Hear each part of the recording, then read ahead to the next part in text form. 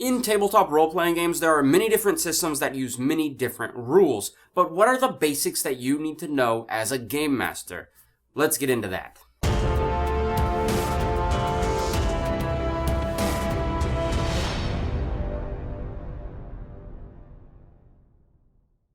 Learning to be a game master doesn't require a specific set of rules right up front, but it does come in very quickly as you begin to run your own campaign and adventures.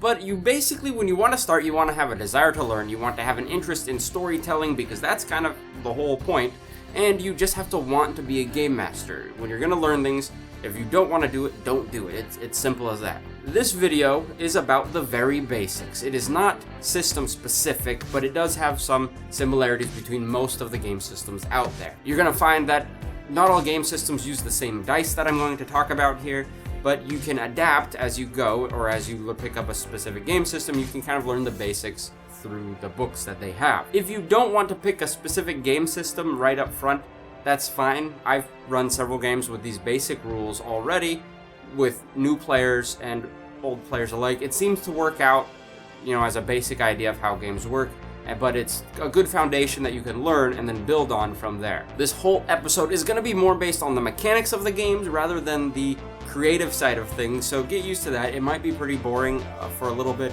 but it does explain the rules pretty clearly. So now, let's get into the nitty-gritty. The most important thing in being a game master and running a tabletop role-playing game is that you're telling a story. You're building a world, building a story around the adventures, so the story, it should be the focus.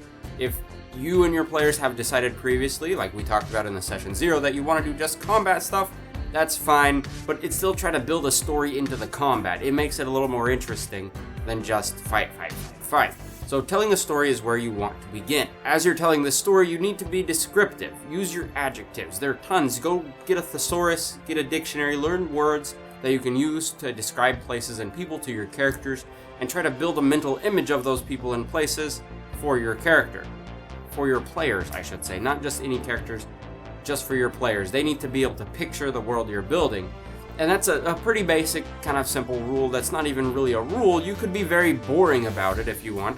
Or, sorry, I shouldn't say boring. You could be very straightforward and give them less information. Just describe them as there is man 1 and man 2 and women 1 and women 2. And that's your description. That's fine if that's okay with your players. But it is more fun to give everyone a little more descriptive characteristics. As you finish setting a scene while you're building your story, it's good to ask your players what they want to do. Eventually, you won't have to do this, but up front, it's a good idea to remind your players, what do you want to do? They can pick whatever they want to do in the setting. You've given them the setting, now let them roam in it. If you just have your players do things based on what you want them to do, it's not as fun for the players, so it's cool to say, at times, what do you want to do? It's okay. As your players get used to that, you'll find that they just won't shut up. They'll just keep talking and doing things and wanting to do things, and as a game master, I think that is a great blessing in disguise because it's less work for me. But some game masters like to be, a little more center of attention, others like to moderate their players a little more. It depends on you and your players and how you want to interact with them. But up front, for new players, it's okay and a good thing to say, what do you want to do? If your players want to interact with other characters that are not players, that is where you come in as the actor that you really are deep down inside. As the game master, you are in charge of the NPCs. You know their feelings and emotions and how they're going to react to these characters and the characters' actions, and you have to embody that in yourself. This does not mean do voices. Forget about voices. You don't need to do voices. They're fun. Yeah, they're cool. They're neat. When you watch the videos of Critical Role and Matt Mercer's ranking out voices and he's being hilarious, it's fun and exciting and neat. But you, as you're learning to be a game master, like I said before, don't compare yourself to Mercer. Just play the game for yourself. So don't worry about voices up front unless you want to. But I'm just here to again tell you don't need the voices. They're not as important as you might think. Oftentimes, these NPCs, the non-player characters that you embody, can give your players missions. They can hint at tasks or clues for them to complete other missions that they might want. The players will ask you questions, or ask that character questions, I should say, and then you can just respond to that in the way that that character would. It's important for you as the game master to get in the mind of the NPC and know what they know so you can answer the player character's questions as efficiently and clearly as possible. It's also kind of fun to mix it up, and if you have an NPC that's going to lie to the characters, that's fun. They might have to try to notice if he's lying, he or she is lying or not, and that can make for kind of an interesting dynamic with the players as they encounter these NPCs. An important side note is not all NPC characters will or should like the characters as people. For example, you can have and this isn't a great example, this is just an example. You can have a blacksmith character in your world that just doesn't like dealing with people, but he has to do it because it's his job, so he treats the players not nicely. He's kind of a jerk. You can also have these same characters be the complete opposite, be completely pleasant, fun people that the players will love to interact with, and that is what makes a cool, NPC character, are people that like the characters, or like the player characters. I've said character a lot in this.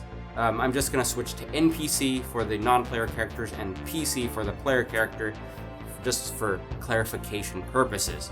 So sometimes the NPCs may or may not actually want to talk to the PCs, and that's fine as long as as long as they get that point across. And sometimes it's a cool tip, a cool use for a game master. If you have an NPC that you did not think they would talk to, you can make them just be kind of a jerk and not want to talk to the PCs. And they'll usually get the hint with that. They might get in a fight. That's up to you and the players. Aside from talking and, interacting with the NPCs, the PCs may want to do something active. They may want to just do anything. They may want to go up to the bar and buy a drink. They may want to open a door. And that's cool. They'll tell you what they want to do. If they want to open the door or go into a room, they might not say, I open the door and go into the room. They might just say, I go into the room, or I want to go in the room. This is where your judgment as a game master comes into play, because you got to decide, is the thing they are trying to accomplish easy or difficult? If it's simple, if it's something a normal person will say, a normal person in the world can do, if you can do that thing right now, I say, you just say yes. If they say, I want to open the door, if the door's unlocked, cool, they open the door. That happens. If they want to go order a drink at the bar, cool, they go and they order a drink at the bar. It's easy, it's something anyone can do, and it just lets the game move along. It's trying to avoid having a lot of dice rolls, which we'll get into the dice coming up real soon. But, simple actions, if you can do it, if they can do it in real life, if anyone can do these things, just let them do it. There's no need to get bogged down in rolling, because you're just telling a story and that's the action. Yes, I'm rambling on about this, but I've seen it happen many times where someone says, oh, I want to open a door. Roll to open the door. And I've done this myself because I was dumb at the time. I said, okay, roll. And then they roll, and I'm like, oh, the door's unlocked. You go in. When they could have just opened the door if the door was actually locked. And I admit I slowed down the game for that because I thought that's what you're supposed to do. But really, I found it slowed down the game and didn't help the players at all. It was just a waste of 30 seconds. It's when the players decide that they want to do something different, that they want to do something that you can't normally do on a daily basis. For example, a player discovers the door is locked. They want to pick the lock or break down the door. I can't pick a lock or break down a door. Most people in the world can't pick a lock or break down a door. So I say, okay, you're going to have to roll and see if you can do that. And I tell them what to roll. The same goes in other interactions, other things they might be wanting to do. Let's say they want to convince a NPC to give them more information. So they want to scare them. They want to really get in their face and be intimidating. Or they want to be super friendly and charming and help and get information by being the good cop, so to speak. Those kind of things are not things that everyday people do all the time. So that is where you can have them make a roll. And this gets into the dice, which is a much more mechanic-based part of the game, but it adds some structure and some randomness to the game, and that randomness brings a lot of fun with successes and failures. Now, getting more into the dice thing, you're gonna find every game system has a slightly different way of using dice, but most of them, all the ones that I've played, use dice. I haven't encountered a game that doesn't, well, okay, that's a lie. I've encountered one game that doesn't use dice, but it uses a Jenga board. So most game systems use what's called a D20, and when I say the term D, and I'm going to use this for the rest of the channel just for ease, dice in books and in role-playing game are denoted with a D and then a number. So you'll have a D4 is a 4-sided dice, a D6 is a 6-sided dice, and it goes up to D8, D10, D12, and then it jumps to D20 because D14 through D18 aren't needed at that point. So here is how these dice work. When a player wants to do something that is simple, we'll say, when they want to do let's rewind that a little bit. When the player wants to do something that most people can't ordinarily do, like I talked about earlier, when it's a normal person thing, you just let them do it. When it's a little more than normal, then you have them roll for it. When a player wants to do anything that is not normal, you say, go ahead and roll the dice for success. Now, you as the game master, at this point in time, you need to have a number in your head. And this is what confused me a little bit at first, was how do I decide what number to do? Well, when you actually break it down, it's not that hard to understand. If it's simple, it's a low number.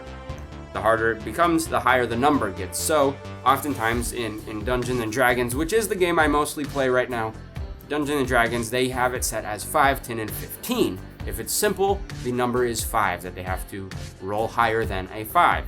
If it's moderate difficulty, they have to roll higher than a 10. And if it's actually difficult, they have to roll higher than a 15. And if it's near impossible, they have to roll higher than a 20. And I know that sounds weird when we're talking about a 20-sided dice, but it does work out when you get into the specific game systems and how those things work. So you as the game master need to decide how difficult will this task be for that person and have them roll the dice, and they tell you the number and you tell them whether they succeeded or not, and be descriptive about it. If someone is unlocking a door and they roll the dice, then you can describe the act of unlocking the door as they hear the clicking of the tumblers and the pins moving back and forth. And then, if they failed, nothing happens. If they succeed, click and the door swings open slightly, or something like that. You can build on it and be descriptive with that, but you're starting from the basic. Roll the dice.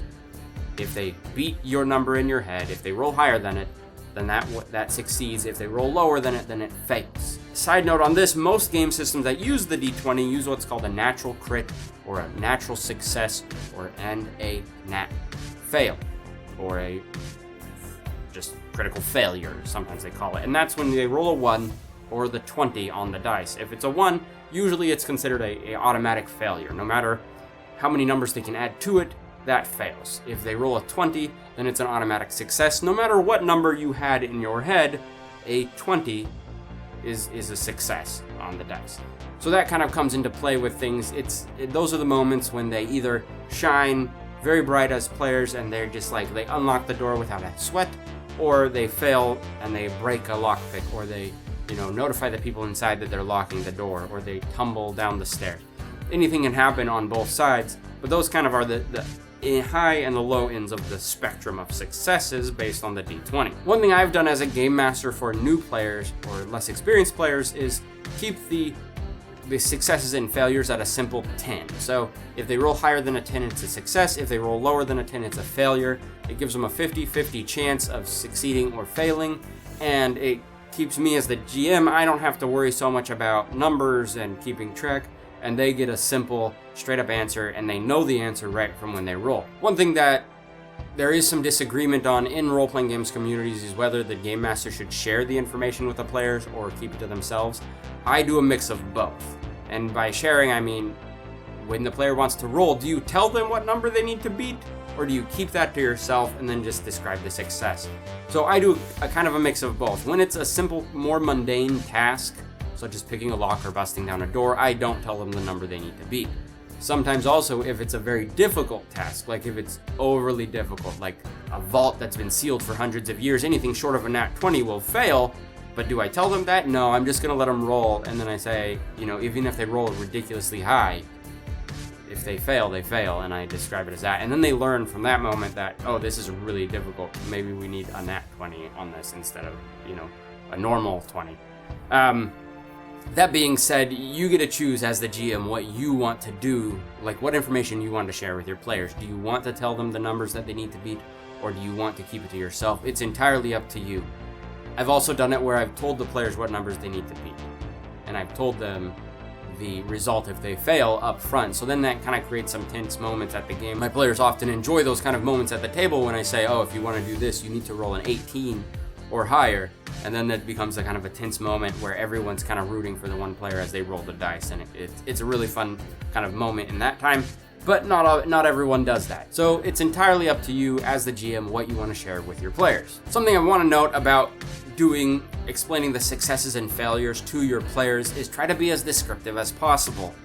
If they're doing something and you just say, oh yeah, you succeeded, it's done, it's cool, but it's more exciting if they're kind of on the edge of their seat as you describe in detail using adjectives and adverbs what they're doing, and then in the end you have the reveal of this was your success. And I find it more fun for me too as I'm explaining things, telling the players how things are working out.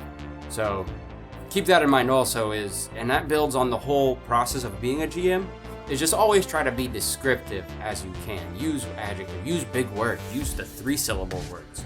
That's a lot, but just use them because it builds a better mental image. Sometimes don't use weird 3-syllable words, but use the words that build a good mental image for you, and your players will be able to picture the scene as well. Now that describes the basics of running a game in a role-playing setting, minus the one thing that almost every player gets into, or every game gets into at some point, and that's combat. Combat is a little more complicated because each rule system has different minute little rules that they employ in their combat to give it the structure of combat and to make sure everyone gets their turns and it's fair. So for combat, you will want to quickly find a game system that you're going to use for combat, unless you're playing a game that just doesn't use combat. If you're just telling the story and rolling for successes and failures and stuff, and you have no combat at all, which is fine, it happens, it's cool. If you're doing that, then whatever. But if you're using combat, it's a good idea to have a system in place that you can use to help the players play and run a good combat game. That being said, if you do pick a game system and you're going to run combat, if you read the rules, study the rules, learn the rules. You don't want to be in the middle of combat, which should be an intense moment for everyone, and you have to go, oh, I need to look up how this is done, and you flip through the book for 10 minutes finding the rules. So make sure you read and study the rules and learn them. Like, there's a difference between memorizing and learning. Learn it. Get it. Keep it in your heart and your soul. These are the rules for this game, and you'll be able to run the combat much more smoothly than if you just kind of remembered it and had to recall it every moment. So learn the rules, study the rules. I can't emphasize that enough, so I'm going to say it again. Learn the rules, be the rules, embrace the rules of combat for the game system that you chose. If you don't want to pick a game system because you have new players that haven't learned how to run the combat themselves, then here are the basics of combat. First off, it's turn-based. When you're running a combat system, everyone is going to take a turn. All the players, or PCs, will have their turn, and all the NPCs, or enemies that you are running as the Game Master, will have their turn. How do we keep track of that? Different game systems use different methods, but more often than not, it involves everyone rolling the d20 die, and then you take the highest number and you go in order from highest to lowest. This is kind of like in Dungeons & Dragons, it's called initiative. In most other game systems, it's called initiative.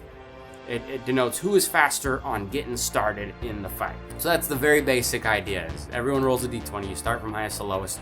You as the GM are responsible for keeping track of all of this information.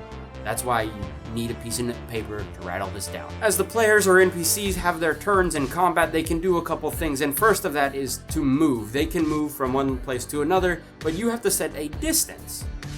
And if you're running the game in the brain and just using your imagination, distance becomes less important. But if you're using a map, you need to set a distance of how far the people can move their little pieces. In most games, and when I say most, I mean D&D and Pathfinder and these kind of fantasy games, you have a distance of about 30 feet that the players can move, or 6 squares, or however many, depending on the scale of the map you're using. But that's kind of the general distance people can move. So first thing in their combat, or one thing they can do in combat, is move. And always, in most game systems, that is just part of their turn. They can move, it's kind of free, it's a free thing they do, is just move. Next, the players can have actions, things they can do, and these actions can be trying to pick a lock, trying to attack a player, trying to cast a spell. Actions are different for each game system, but the basic idea that I use when I ran my simple game for new players is you can move, you get one action on your turn, and that is your action. You get to choose if you want to attack another character or an NPC, or if you want to try to do something, cast a spell, this kind of thing. That gives them an action. And the players can decide what that action is going to be, and they can describe it in as detail as they want. And then oftentimes, most of the time, that action will require a roll of the dice to see if they succeed or fail. So usually in most game systems, the system includes a stat called armor class for characters, where the PC or NPC, when they attack that character, they have to roll a dice and try to beat that armor class. But to simplify it all, a player rolls the dice. If they roll, say, above a 10, they hit the character. If they roll below a 10, they don't hit the character. It's a real simple, that's the basic concept of it. But like I said at the beginning of this segment, look into the systems, find a game system that works for you, and study and learn it.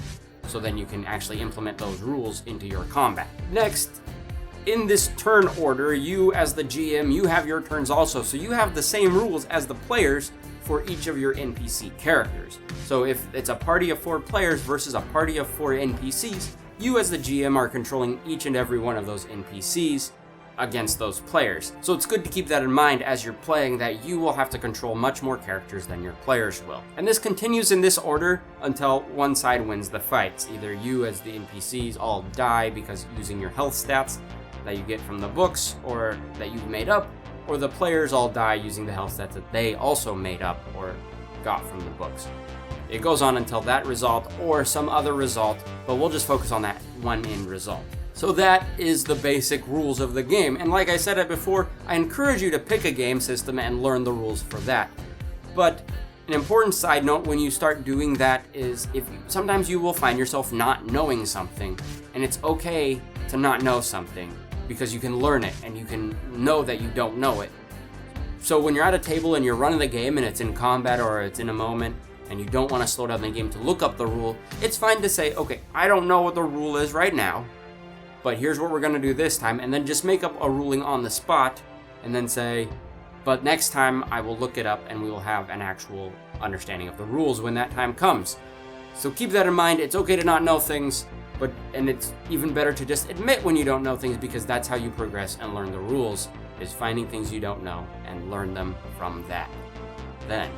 So, now that I'm done rambling about all the basic rules, I hope this has helped you understand the general idea behind being a GM and what the basic rules that you find in all the different game systems are. With that in mind, if this has been helpful, please hit the like button, hit the subscribe button that's down there, or at the little end screen that's going to come next. Also, check out the other playlists and videos. As this channel continues to grow, you will find a lot of information and help. In the comment section, I want to know what questions you have about the basic idea of being a GM. If you have thoughts or things you want to know, specific questions maybe related to certain game system, that's fine. Just let me know in the comments below. Let's start a conversation here and build a community. I'm Richard Quiner. Thank you for watching.